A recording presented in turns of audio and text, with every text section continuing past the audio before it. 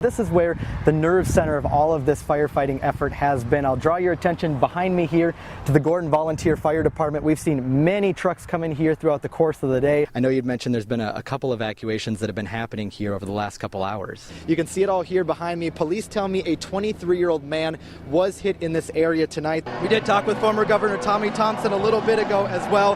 He said he expected Walker to win tonight, but did not expect those results to come in as fast. It's been a frustrating day for many, but also a frustrating day because of damage as well. I picked up this tree branch from the tree that you see here behind me, and this is stuff we're seeing all across the Chippewa Valley tonight. If you're sick and tired of it all, if you just can't handle these cold temperatures anymore, you don't like your water bottles freezing up, then we found some deals in the next couple weeks where you can get away from all of this and go to some place a lot warmer. This is going to go for 25 hours, and I just want to show you some of the things that these guys have already been working on down here. Very, very beautiful works of art. Just to give you an idea of how much that is, we've laid out 47 envelopes here on the floor. Imagine these filled with coupons totaling more than $100,000. Big thing to see when you come out here tonight and tomorrow, 7:45, the sauerkraut eating contest. Something I think I'm going to go check out, maybe not quite partake in, Chris. Tests have confirmed heroin was in some of the dozens of plastic bags in the New York City apartment where Philip Seymour Hoffman was found dead yesterday. Tonight, WEAU's Kevin Hurd talks to health experts about what we can learn from this and how to have a conversation about drug abuse. He's here with the story. Kevin? Yeah, Chris and Nikki, health experts call this tragedy a teaching moment. They tell me heroin is a growing problem here in western Wisconsin, and this illustrates the danger of what can happen when someone is addicted.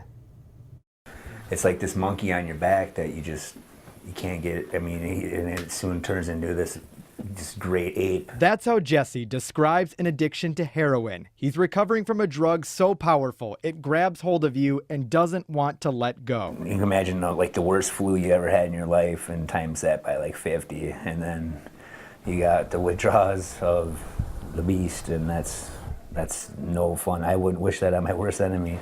It cost Jesse his house and more, an expense that kept adding up. Finally, he'd had enough and sought treatment 3 weeks ago. But his story of addiction is more common than you may think. Lise Gagizi with the Eau Claire County Health Department says in its last survey of middle school and high school students in Eau Claire County, 130 admitted to having used heroin before. She says now is the time to have a conversation about the drug, using the latest death of actor Philip Seymour Hoffman as a starting point. We absolutely can use this as a moment to say, did you see that? And what do you think? Ask kids some questions about it. You don't have to be a celebrity to die from heroin addiction. Brenda Gadel, an AODC counselor at the Ellie Phillips Libertas Center, agrees and says this is a real problem that happens to real people. These are normal people who never had any trouble with addiction before. You know, it all starts at some sort of substance abuse level, but it continues on. Jesse chose another path. He's seen people come through these doors more than once, but knows he's taken a big step getting help. It'll be the best thing. You'll never regret it. You'll never regret getting help. Now, Gizi recommends reaching out to a healthcare provider, health department, or a treatment center if you know someone who is struggling with an addiction. New at 10, it's more than just a close call. A semi sideswipes a State Patrol cruiser, just missing the trooper on the other side. It's a dangerous situation officers face daily on Wisconsin's roads and highways. Now the DOT hopes this video will send a simple message: move over. The DOT put that video on its YouTube page today, a visual reminder about Wisconsin's move over law. It requires you to switch lanes or slow down when emergency vehicles are stopped on the side of the road. One trooper we talked to tonight says while there are fewer deaths because of it, there's still work to be done. WEAU's Kevin Hurd explains in our big story. On the World Wide Web, there's nothing that grabs attention like the unexpected. And so is the case with this dash cam vid showing a Wisconsin state trooper nearly hit and killed by a semi on a traffic stop. They always talk about having eyes in the back of your head, and or a sixth sense. Lieutenant Jeff Lorenz has been with the State Patrol for 30 years and is not shocked, only relieved the trooper in this video wasn't hurt or killed. He's seen many close calls like this before. And they say, hey, LT, I'm really sorry about the car. I said, man, I can get cars, I can't get you, another you. Wisconsin's move over law requires drivers to change lanes when emergency vehicles are on the side of the highway. While he says fatalities are down, there's still room for improvement. We're much better at this, but we're not that where we want to be. To get a sense of how powerful this video is, we stopped at this rest stop in Menominee to talk to people. Many of them just got off the interstate and will soon be getting right back on again. Frightening that people don't realize how close they are to other vehicles on the edge of the road and how easy it is to hit them. Seems like a pretty common sense thing to not sideswipe a police car. The video leaving a lasting impression. And that was something. And if it's this image that doesn't do that, perhaps this one will. A memorial to Trooper Debbie McMenamin, Lieutenant Lorenz's colleague, hit and killed by a car during a traffic stop in 1989. She went up to the vehicle to issue the warning, and on her way back she was struck and killed by a minivan. Even Lorenz himself says he's been hit 5 times while in his cruiser, proof that if not careful, your wheels can easily become a deadly weapon. We always enforce being alert for weapons and guns and knives and all that kind of stuff. For us who patrol high-speed interstates or highways, for us it's really all about the traffic. Kevin Hurd, WEAU 13 News.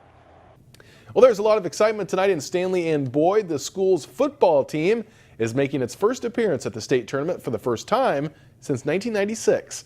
WEAU's Kevin Hurd was in Stanley tonight and has the story all new at 10. Yeah, good evening. I think these 3 words right here really sum it up. Go, fight, and win. That's exactly the attitude that everybody I've talked to tonight here in Stanley has ahead of tomorrow's state football game.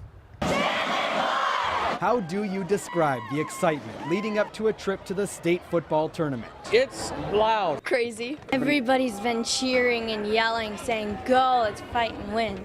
And that's exactly the atmosphere that filled the air at Stanley Boyd High School today. I don't know, it was cool to see everybody with the school spirit. Laura Bauer and the pep team put this celebration together. There were signs, songs, even some advice from past players who've been on the state turf. The locker room, the atmosphere, being at Camp Randall, those are the memories that'll always stay with you. It's been more than a decade since the team went to state. The last time was in 1996. Ronnie Ponick doesn't remember that tournament. I was born in 96. But will remember this one for the rest of his life. Especially growing up as a little kid, just dreaming to make it to the big stage, and it's finally here.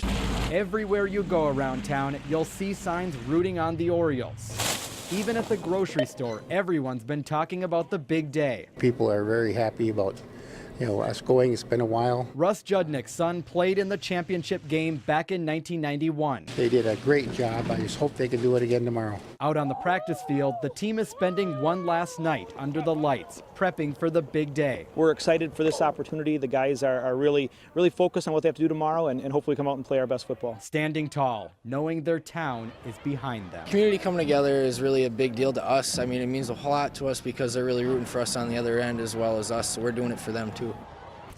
Now, the Stanley Boyd football players are still here in town tonight. They're going to be leaving for the state tournament tomorrow morning at 9 o'clock.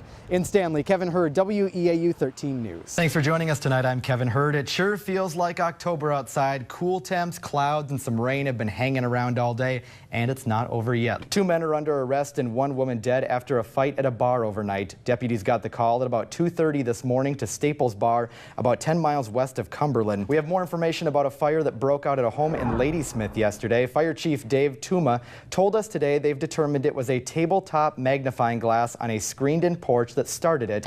We'll talk about getting in deep trouble. An Ohio woman rescued after her car is sucked into a sinkhole. Fire crews helped the woman out with a ladder and took her to the hospital as a precaution. Well, good morning, everybody. It sure feels a lot different outside this morning. Did you notice that coming in, you'd probably not even need a jacket? And boy, that guy is sure talented. I know when I was younger, I liked going outside and doing that. I mean, what did you carve in the snow? Probably not Mount Rushmore. Maybe a snowman, like here and there. But are you even an artist? I'm not. I draw stick figures. Not by any means. Frosty the Snowman is my main thing. Frosty the Snowman, that's a good one.